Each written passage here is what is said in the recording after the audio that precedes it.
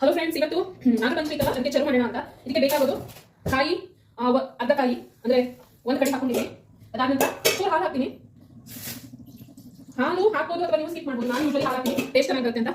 ಅದಾದ ನಂತರ ಅದಕ್ಕೆ ಬೆಲ್ಲ ಮತ್ತೆ ಕಾಯಿ ಹಾಕಬೇಕು.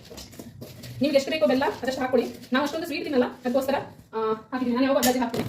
ಅದಾದ ನಂತರ ಕಾಯಿ ತುರಿದಿಟ್ಟಿರೋ ಕಾಯಿಯನ್ನು ಇದನ್ನ ಸ್ವಲ್ಪ ನೀರು ಮಾಡಿಕೊಂಡು ಅನ್ನ ಹಾಕೋಬೇಕು.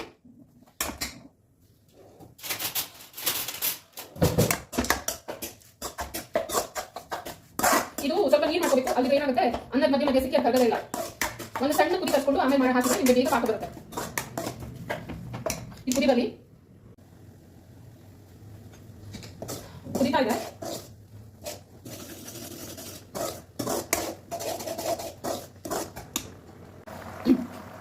ಕುದಿತಾ ಇದೆ. ಇದು ಒಂಚೂರು ಚಿಕ್ಕ ಪಾಕ ಮಾಡ್ಕೊಂಡ್ರೆ ಬೇಗ ಆಗುತ್ತೆ. ಇದನ್ನ ಎರಡು ರೀತಿ ಮಾಡ್ಬೋದು.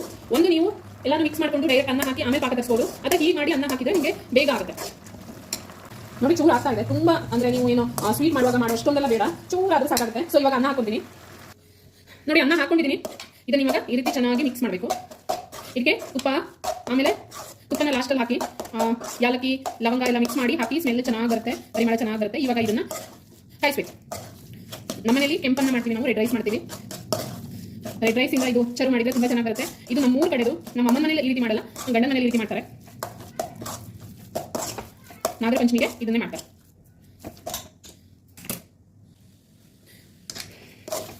ನೋಡಿ, ಹಾಕ್ತಾ ಬಂದಿದೆ. ಯಾಲಕ್ಕಿ ಹುಡಿ ಹಾಕ್ಬೇಕು. ಇವಾಗ ಯಾಲಕ್ಕಿ ಲವಂಗ ನಾನು ಇಡೀ ಲವಂಗ ಹಾಕ್ತೀನಿ, ಅದರದ್ದು ಚೆನ್ನಾಗಿ ಬರುತ್ತೆ. ನಿಮಗೆ ಬಾಯಿ ಸಿಗಬಾರ್ದು ಅಂದ್ರೆ ಈ ರೀತಿ ಹಾಕೊಳ್ಳಿ. ಇದು ಬೆಲ್ಲದ ಸ್ವೀಟು, ನೀವು ಆರಾಮಾಗಿ ತಿನ್ಬೋದು, ಚೆನ್ನಾಗಿರುತ್ತೆ. ನೋಡಿ, ನಾನು ಯಾಲಕ್ಕಿ 4 ಹಾಕ್ತಾ ಇದ್ದೀನಿ. ಹಾಗೆ ಲವಂಗನೂ ಕೂಡ ಲವಂಗ ಹಾಕಿದ್ದೀನಿ, ಯಾಲಕ್ಕಿನೂ ಹಾಕ್ತೀನಿ. ಯಾಲಕ್ಕಿ ಸಿಪ್ಪೆ ಸಮೇತ ಹಾಕ್ತೀನಿ ನಾನು, ಅದನ್ನು ತೆಗೆದು ಹಾಕಲ್ಲ, ನಾನು ಹಂಗೆ ಹಾಕ್ತೀನಿ.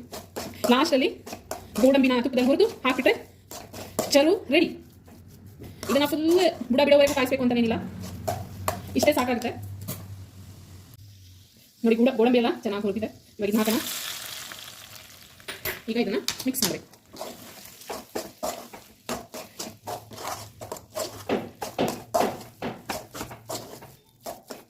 ನೋಡಿ, ರೆಡಿ ಆಗಿದೆ. ಇದನ್ನ ಹೀಗೆ ಸೆಟ್ ಆಗೋಕೆ 5 ನಿಮಿಷ ಬಿಡೋಣ.